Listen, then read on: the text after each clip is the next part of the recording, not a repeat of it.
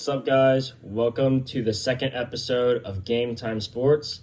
Today we will be talking about Thursday night football, some baseball playoffs, the Hornets, Sunday night football, and Monday night football. Hopefully you will enjoy the episode. Ever since I was a kid, knew I was a shit. Shawty keep on come round, she wanna get hit. Think she done made me, can I get her by my side? So the first game that we have today is the 49ers versus the Seahawks on Thursday night football. And the 49ers came out on top 36-24. Lucas, you got anything to talk about it, or Aiden? Yeah, DK Metcalf had a lot of drops, and he could have had a touchdown, but his foot was too big, and it was just very tragic, you know. And in the second half, Seahawks had a very big kickoff, and they 97 yards, right? Mm-hmm. 97 yards. Touchdown. Yep, touchdown. Mm-hmm. And I mean, the Seahawks, they kind of came back against the 49ers, in the second half. They were doing good. They yeah. could have came back, but the 49ers had a big play down the field. It was like a running play, and it kind of sealed the game for the 49ers because then they just had to score a touchdown, and it was kind of out of reach for the Seahawks. So it was kind of game over then. So yeah, because they were down 23-3, and then when obviously the 97-yard touchdown happened, then that amped them up. Yep. To win, but it just didn't happen. All right, so the next game is the baseball playoffs, and the first game we are going to be talking about is the Mets versus the Phillies. Aiden, you want to talk about that? Yes, it was a pretty exciting series, and the Mets closed out the series with a 3-1 win, in the series, with Francisco Lindor's grand slam in the sixth inning to score the only 4 runs for the Mets that game. Yep, they won 4-1. Yep, that was a pretty crazy game, and I've been saying this the whole time. I never knew the Mets were even going to make the playoffs. I thought they were just going to miss it completely. And let alone them making the NLCS now. They made the NLDS too. No one expected that. And then to beat the Phillies, that's kind of insane, you know? Yep. But anyway, now we will be talking about the Dodgers versus the Padres. And Lucas, you got anything to say about that? Yeah, Shohei Ohtani went pretty crazy. He had some pretty good games, and he just did pretty good. Aiden, you got anything to say? Yep, in a very exciting series, the Dodgers won at 3-2 in some exciting games. The Dodgers won 8-0 and then 2-0 to close out the series. And the big three of Shohei Ohtani, Mookie Betts, and Freddie Freeman was enough to beat the Padres. Mm-hmm. Yeah, Dodgers had a comeback. That was kind of crazy. They were down 2-1 in the series and won 2 games in a row to win the series. And they won yesterday 2-0. Yep. All right, now we will be talking about the Yankees versus the Royals. Let's go Yankees. Yep. Giancarlo Stanton, he had some phenomenal games. He had lots of RBIs. He had a home run that kind of sealed it in Game 3, which got them up 2-1. And then the last game, Aaron Judge, he started to pick up a little bit, but not the way us Yankee fans want to see him play, you know? Because obviously he's gonna win MVP for the American League, and you can't be the MVP and put off a show like that, you know what I mean? Yeah, he can't play that good in the regular season and then go into the playoffs and start playing like that. He did get the final out to win the series, though, so I was happy for that. Yep. And the last game of the baseball playoffs was the Guardians versus the Tigers. We watched this earlier, and the Guardians won 7-3. To close out the series. And we'll close it out 3-2. And honestly, as a Tigers fan, you can't really be mad. They went farther than they were expected to. Yeah, no one nonetheless. Yeah, it's like the Mets, but no one expected the Tigers to go like they released some players that like were really good because they were just waiting for the next year, and then they went to the ALDS and they showed out against the Guardians. Well, I mean, they won 7-3. I know they lost 7-3, but they still put up 2 wins. In the still put up 2 wins. Like, they didn't play bad at all. They played actually like really good against them. They had some close games that one close game that they lost 5-4. Yeah, and I mean, again, you can't be mad as a Tigers fan for them going this far. I'm pretty proud of the Tigers. Is that it? That's it for this topic. And now we are going to be talking about the Hornets game against the Heat and the Hornets game against the Grizzlies. The Hornets had 2 very good and impressive wins. Mm-hmm. Most notably, their win on the Grizzlies, which was a win by 25 points without their star guard, LaMelo Ball. But the other team did not have Ja Morant playing either. But we have Trey Mann, who's been playing off the bench, who has looked very good and exciting, scoring, averaging 17 points in the preseason. And also, Brandon Miller dropped 22 points against the Grizzlies. Ooh. And Seth Curry has been hitting some important threes. And the Hornets have just been looking great, and they've been playing really good. And I'm excited to see what they can do in the regular season. And they got 2 more games in the preseason to close out their preseason run. And then the NBA season starts next week or something. So should be pretty exciting to watch the Hornets play. Has Miles Bridges been doing good? He's been doing solid. Against the Grizzlies, he had 11, 2, and 1. That's pretty good. I mean, in 19 minutes. Yeah, so finally, Hornets fans don't have to suffer through another year with not expecting anything. Well, hopefully the Panthers can do the same and be good in some season in the future. No, I think the Hornets will be decent this year. The Hornets have a great young roster, I would say. I think they could be good in the future. They just drafted Tijan Salon.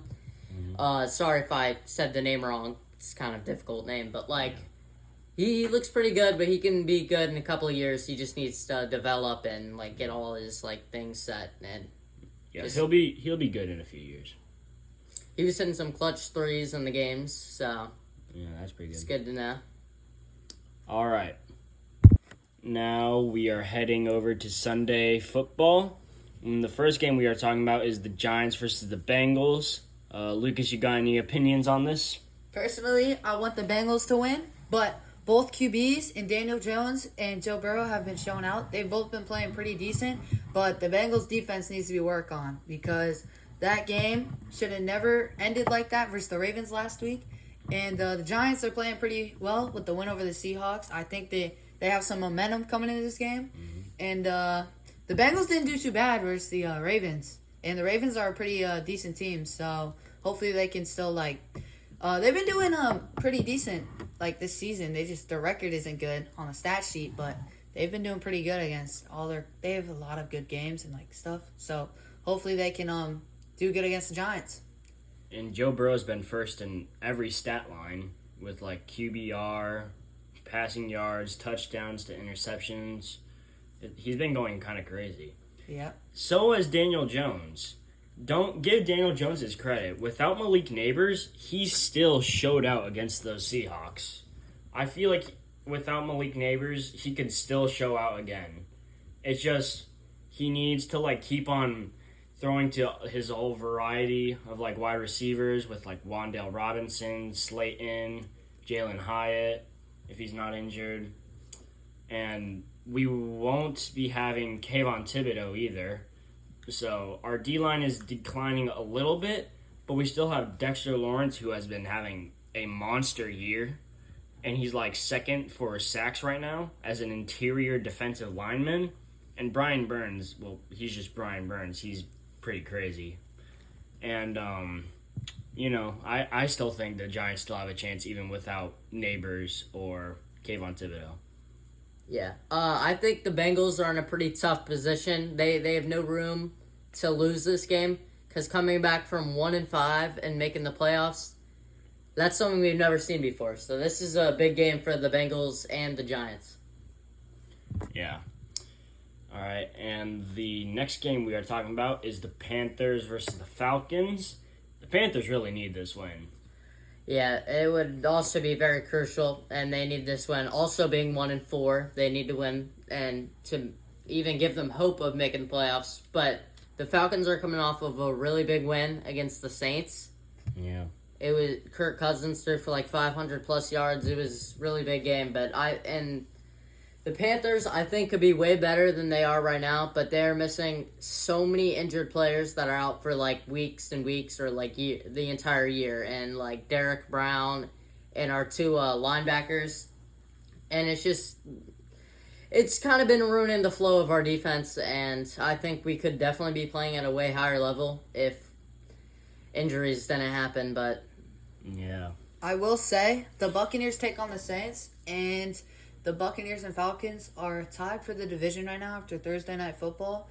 And the Falcons, if they get this win over the Panthers, which I think they're likely to win, and they get this win, they will be first. But I think they'll still be tied with the Bucks because the Bucks have to play the Saints with an injured Derek Carr and Spencer Rattler starting his first NFL game. So, yeah. Well, I think the Falcons are above the Bucks because they just beat them, right? That doesn't matter Yeah. Okay, but that doesn't matter in their like record. They still have the same record. The win to loss record. It doesn't. I mean, anyway, I don't have too much hope for the Panthers, but I mean, if Andy Dalton played like he did in what week was it? Like week 3 against the Raiders. Yeah. If he plays like that again, then they have a strong chance of winning. Chuba Hubbard is the top 10 back in the league, and if we get the ball for him and our O-line can block, I think he can definitely get to the end zone and get up some yards. We just got to hand him off the ball, give him a bunch of attempts, and hopefully Andy Dalton can, like, sling the rock and, you know, like, cook up some opportunities for us to get, like, first downs and touchdowns and, like, big plays if needed. And hopefully our defense does not allow Kirk Cousins to throw for 500 yards. Yeah, that would be bad. And now the last game we are talking about with Sunday Night Football. Well, not Sunday night. I meant just Sunday football in general. Is the Commanders versus the Ravens. Ooh, the Ravens coming off a win versus the Bengals, which they should have won by more, but they had to go into OT, and that kick from the Bengals was still surprising me. It was pretty bad. You still a little mad about that? Yeah, I can't believe that happened. And Jaden Daniels, as much as I hate to say it as a Giants fan, he's one of the best quarterbacks in the NFC right now. Yep. I have a feeling he's going to win Rookie of the Year over Neighbors, but I'm not losing hope with Neighbors, though. But Jaden Daniels is having a crazy monster year. He turned it around for the Commanders. I think the Commanders already have more wins than last year already. Or at least tied. Yeah. Like, it's crazy how, like, just that one quarterback can change, like, an entire team. Yeah, I think Jaden Daniels has been amazing. He's been getting the ball to all their targets and Terry McLaurin and stuff. But the Commanders do have Brian Robinson out for the game, which could affect their run game and, like, the flow of their offense. And the Ravens have a pretty strong defense, but I don't know, because Jaden Daniels has been playing ridiculous, so we'll just have to see. Yeah, and Brian Robinson has been a crazy running back this year. Like, I remember watching him against the Giants week 2. He had, like, 130 yards and, like, a touchdown or two. And he's just looking really great out there. And now we are going to be talking about Monday Night Football. And it is the Bills versus the Jets. I do not like the Jets, I'm going to be honest. I do not like Aaron Rodgers. The only person I like is Sauce Gardner on that team. And I don't like the Bills either, because I like the Patriots. I don't like either team. There's a way I hope they both lose, but that's not possible. And I don't like Josh Allen. He is overrated, I would say. And they are aren't the Bills on a losing streak here? Yeah, they're like 3-2 now. They started as 3-0. Yeah. So, the Jets have Aaron Rodgers, who is not playing that good, as high as he was expected to this season. Mm-hmm. Coming off the injury from last season, he was expected to play very good, and he's not doing so good. Yeah, I mean, I know the running back for the James Cook. I know he's actually been doing good, though. He's been rushing, like, pretty good this whole year, like, going through defenses and all that. And, I mean, Josh Allen, even though you say he's overrated, he's been going pretty crazy right now. Like, even without Stephon Diggs, like, he's still getting it to his receivers. And, I mean, I think he's throwing less picks now than last year, right? Yeah. And the Bills and the Jets, the past 4 times they've played, the Bills, they have an equal record, 2-2. But that's like from the past 2 seasons. So I really see this go anyway, with one of the Bills being 3-2 and the Jets being 2-3. So I think this is a toss-up, and it's just who goes out there and plays. It is a home game for the Jets at MetLife Stadium. So Maybe that might have to do with some of the game, but I don't think I think the Bills are the favor of this game. Yeah, I think the Bills are going to... I want the Bills to win just because I don't really like the Jets and Aaron Rodgers. And also, like, the Jets are the other New York teams, so you know there's a little rivalry with Jets and Giants. So... Yep. Do you have anything else to say, Aiden? nope. This wraps us up, guys. This was a good episode. Thank you for tuning in if you made it all the way. And I hope you have a great rest of your day. And do you guys want to say your goodbyes? Bye-bye. Thanks for listening to Game Time Sports, and that's all. Toodles. Thank you. Niggas running their mouth, telling everything. Rap snitches, telling all their business. Sit in the court and be their own star witness. Do you see the perpetrator?